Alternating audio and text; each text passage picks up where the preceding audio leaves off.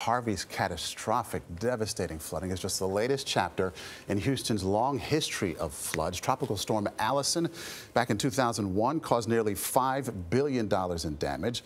The Memorial Day floods of 2015 dumped almost 12 inches of rain in 10 hours. And last year, 1,200 people were rescued after a flood on tax day.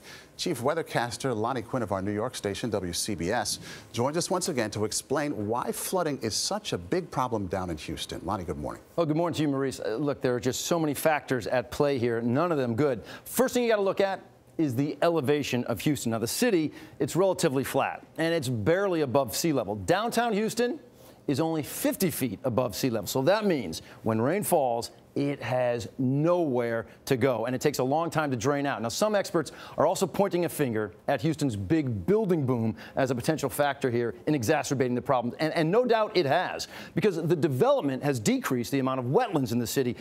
You ready for this? By 50% over the last 25 years. So the more pavement you have, that means there's less land to soak up the rain after a major rainstorm. And in fact, the number of downpours, look at this fact.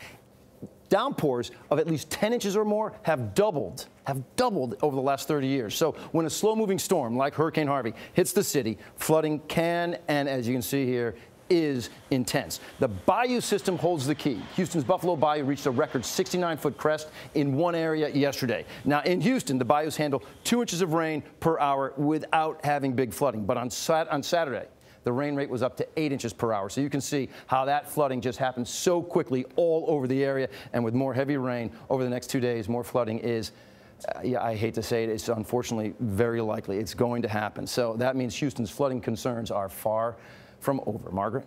Thank you, Lonnie.